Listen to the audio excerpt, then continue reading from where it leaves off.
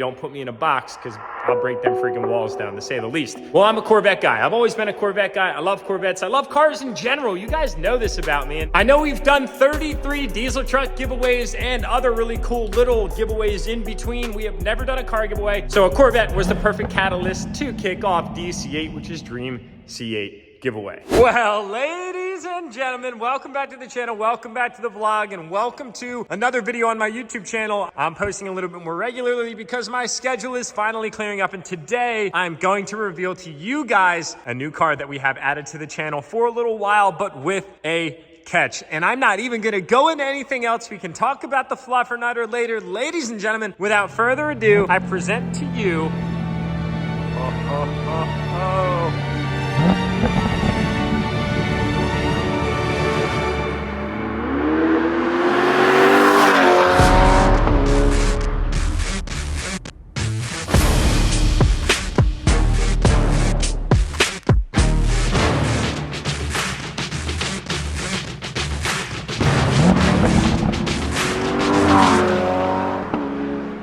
my C8 Corvette that, well, you actually have a chance to take home, and it comes with $20,000 cash in conjunction with, for a very limited time, the RZR Turbo XP. Now, I need to talk to you guys about this first and foremost, and then we'll go into the full story about the car. I'm so excited about this for so many different reasons, so please do not click off the video. I just had to hit on the fact that right now, not only do you get entered for that with max entries, but you also get entered for that with max entries because they're both live. So one thing inevitably gets you entered for both.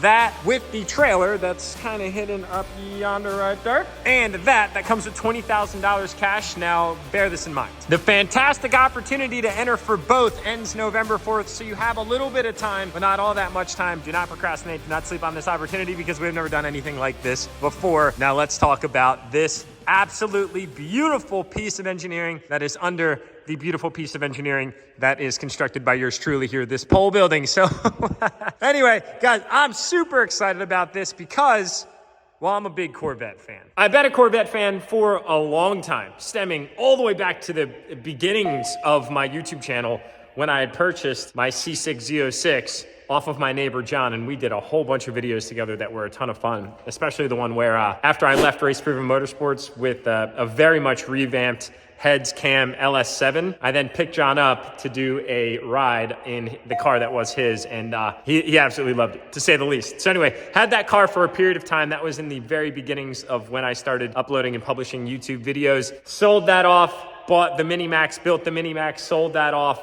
got 8-ball, and then added in a C7 Z06 somewhere down the road, which ended up going back to Fran at Race Proven Motorsports because it needed heads cam as well. You guys can see there's a little bit of a predictable pattern there. And I absolutely miss that car so much to this day. I plan on honestly getting another C7 Z06 as the last generation of true front engine studliness that those cars are. Maybe it'll be a ZR1. We'll see. The pricing right now on those things is astronomical, like $225,000 for a Corvette. Anyway, that's unbelievable. But needless to say, I love the platform. And then the C8 came out, and this is where I'm gonna be super real with you guys, because at first, when they came out, I think everybody across the Corvette community was bummed for two primary reasons. One, since the 60s, the Corvette had been a front engine, honestly, staple of the American dream, right? Cruising around in the Corvette with the top down is what you see on all the propaganda back in the day and advertising. And then it's like, okay, now all of a sudden Chevy just decides to put the engine in the back, which was the first kind of disappointment because of the legacy roots of the Corvette. Then they increased the price substantially of the entire portfolio of Corvette. You know, went from a car that you could buy as kind of like a base model C7 in, you know, I think it was like the 50s range. And, you know, now all of a sudden to get the base model C8, you're in like the 70s, $80,000 range. And, you know, as you option them up, the sticker increases from there. And then you look respective across all of the other performance models that associate to that chassis. And, you know, the price just continues to go up from there. You know, you could get a C7 Z06 brand new for somewhere around like 100, 105, fully loaded, decked out to the T. Whereas now the C8 Z06, because, you know, truthfully, well, maybe we'll get into that a little bit. I don't want to skip forward, but they're like starting around like 115, but that's the base. And, You know, they can go all the way up to 190,000, and today you're seeing them trade for over 200,000. Mostly because of the whole supply and demand effect weighing in, because, you know, General Motors did this huge promotion of the C8 and the C8 Z06, and they did not deliver. You know, like they overpromised and under-delivered, which leads to a large component of dissatisfaction. But anyway, I'm a little salty about the whole Z06 thing because I've actually had one on order for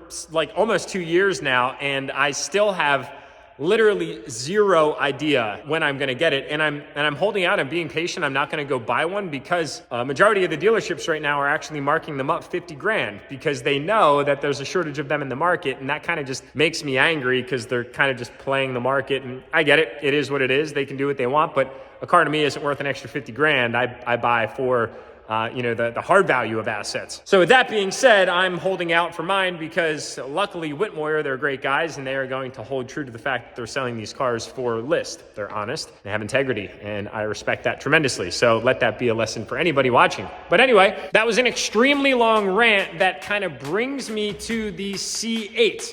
This is a Z51 trim Stingray. Okay, so it's like the top of the echelon of the portfolio of Stingray. It is the, you know, traditional 6.2 liter small block V8 that GM has kind of just made revisions to over the years, and it is an incredible package. Now is when I'm going to be really honest with you guys. When they first debuted as a C7 Z06 owner, I was like, man, that's peasant stuff. Like, I'm not about it. I don't like it. I don't think the car has all that much potential. They're hyping it up, this, that, the other. I was very speculative. I was being a little bit pompous. And I honestly did that even when they released like the 2024 GMC Chevy revisions. 2020, same thing with the mirrors. Like, I'm always very kind of on the fence, and then like typical enthusiast fashion, it grows on me. And then I have the chance to, you know, interact with one, drive one, own one.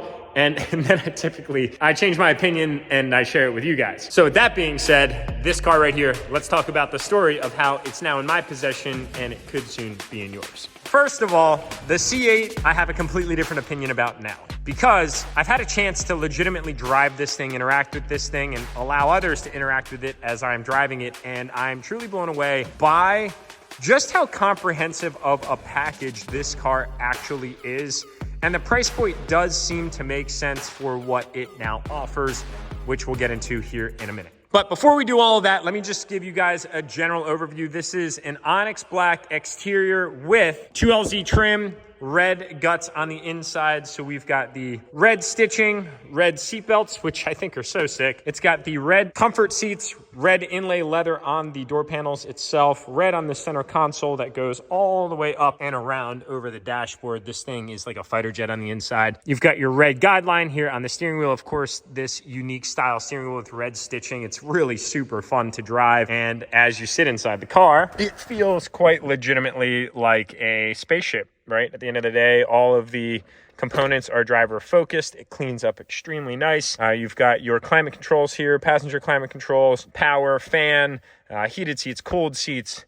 Of course, your remote start, 2 key fobs for whoever ends up taking the car home. Here's your drive selection, Z mode, which is really cool. We'll get into that here in a little bit. Paddle shifters, all of the premium finishes. And then you can even take the roof off and stow and go in another section of the car. You've got these kind of billet aluminum brushed finish accents all throughout the car, Bose premium sound system, multi-way adjustable seats, the whole 9 yards. Coming around the exterior of it, it is very much factory. It is very much an enhancement of what I believe the C8 needs to make it look quite good, with a catch. All right. So those are kind of the fundamentals. I'm not going to bore you guys with all the other details. Let's talk about some of the mods that I did to the car to give it a very OEM finish.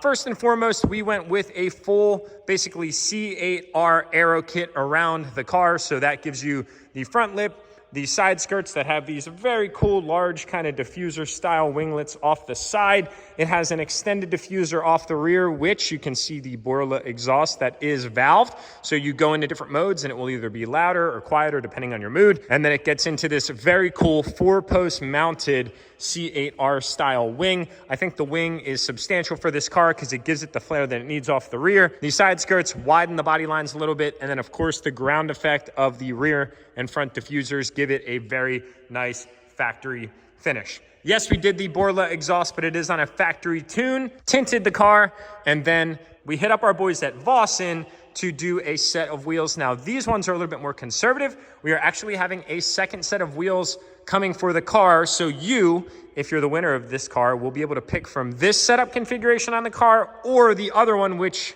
spoiler alert, is a little bit more aggressive. This one is slightly more timid. This is a 19, 20-inch combination. It is a flat, slightly concave in the front and more concave in the rear setup. Looks quite good. The sizing on these units are 245, 35, 19 up front. And then in the rear, we got a little bit more meat with a 305, 30, 20 in the rear on some Michelin street tires. Very nice setup, to say the least. It is a great look for the car. And like I said, the next setup that's coming is substantially more aggressive, so you'll be able to pick which set of wheels you want for your dream C8. The car has also been lowered down about 1.5 inches all around to give it a more aggressive street appearance without compromising the overall drivability by getting that front end too close to the ground and inevitably ripping it off if some debris is in the road or whatever the case might be. I've had multiple encounters where you get a little worried when you're driving sports cars, but it's a really great package. And guys, I'll tell you what, there are so many special things about this platform right here that I'm gonna unpack for you guys when we get behind the wheel. All right, so what would it be without some exhaust notes? Boys and girls, let's let this 6.2 liter small block Chevy V8 breathe. It sounds amazing with this Borla exhaust. Cool thing is you do have remote start, so we will do that right now to enjoy it together.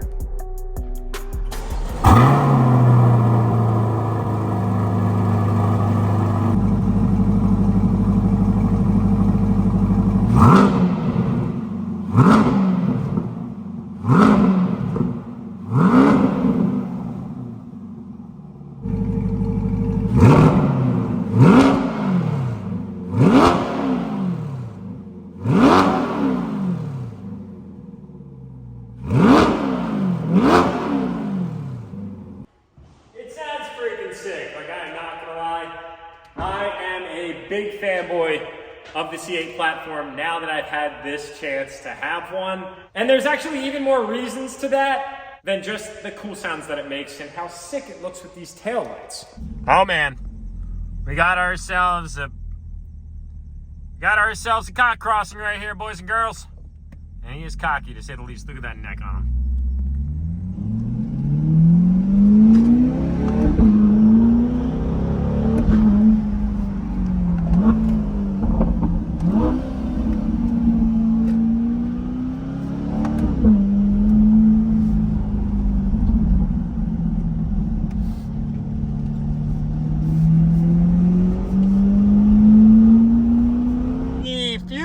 That I've really grown to love about actually sitting behind the wheel and driving a C8 as the great daily driver that it is, and that is number one, it makes a fantastic daily driver because this car is at the price point where it doesn't instill guilt. And I think I'll just unpack that for those of you that don't know what I'm talking about. When you have a very high-priced vehicle, sometimes there's a degree of guilt because you're driving it and putting miles on it, and increased miles inevitably leads to decreased value in most cases. This thing, it's that sub $100,000 barrier. It really kind of gives you the ability to feel good about just driving the car because you're not going to take a huge hit on it if you end up selling it. So number two is the freaking interior. Are you kidding me right now? This thing feels as if it's a spaceship supercar on the inside, but it's a familiar badge all along, and the feel is just as familiar because it's high quality produced, American made engineering. The touch, the feel, the haptics, the vibrations, the visceral experience that you get driving this car is just sick. I mean, the wheel looks absolutely badass. The windshield is slanted, but not to the point that you can't see anything. You've got good visibility in the rear and off of your blind spots. And overall, the layout of the interior, it just really works super, super well. And it's familiar, like everything is right there. It's got Apple CarPlay, Android Auto.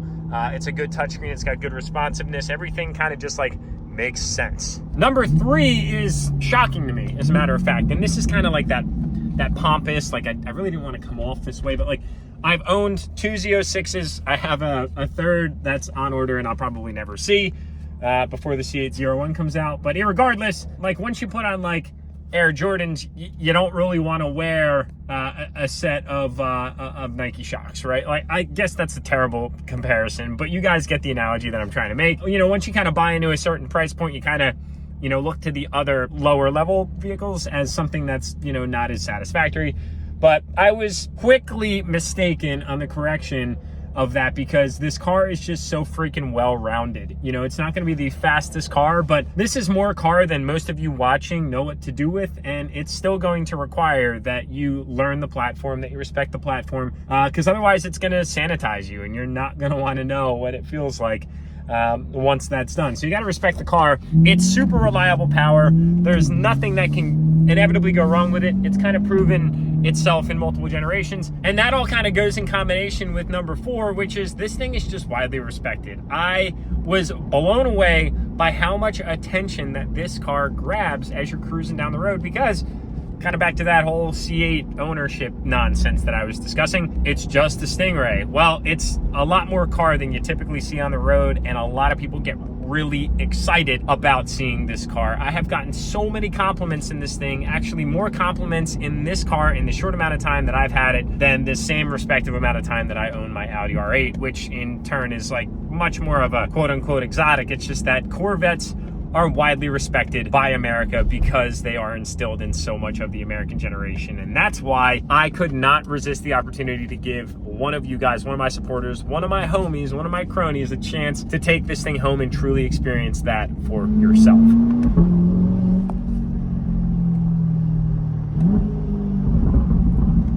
Now that is just a factory tune right there. It's these cool little burbles, like right down under 3,000 RPMs.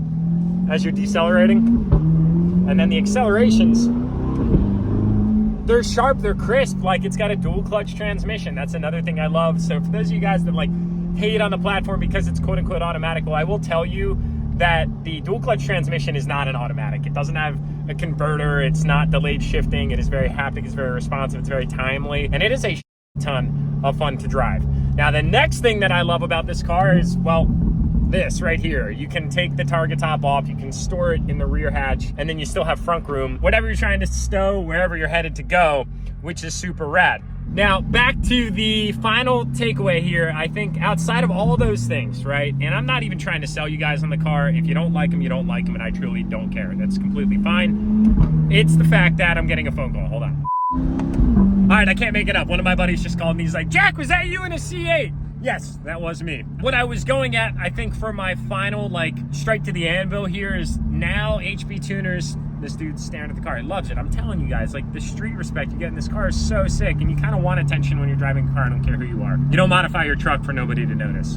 And if you sit there and deny that, then you're a liar. But long story short, they're modifiable now, right? So, like, Andrew CSP is coming out with a twin turbo setup that you can put on this car. I don't know exactly what the amount of money is to get that done, but it's going to be doable, and you're gonna be able to make, you know, 700 horsepower in this thing. Once all is said and done, the Corvette Wave exists. There's a guy that just passed in a yellow C8. You're gonna be able to make some ridiculous power, and I can only imagine, like, sitting here and doing this and hearing, you know, snails spooling behind me with high flow headers and turbos on them. Dudes, it's gonna be a ridiculous car. And then, you know, the cool thing is that opens up pretty much untapped potential. And finally that exists. This platform came out, I think it's almost 4 years ago now, and it took HP tuners that long to crack the code, if you will. And now that that's the case, you know, everyone's doing carb compliant modifications to make them, I guess, to give them everything that, you know, the customer base kind of said they were missing relative to their horsepower experiences and expectations. And that right there is freaking awesome. Anyway, guys, that's where I'm gonna kind of wrap up this video. I think I've done enough talking. There was a lot of unpacking. This car came from a near and dear friend of mine. He approached me first with kind of the idea of, like, you know, do you want to give it away? Said we've never done a car, and it's about time that we freaking do a car, because our enthusiast community is bigger than diesel trucks.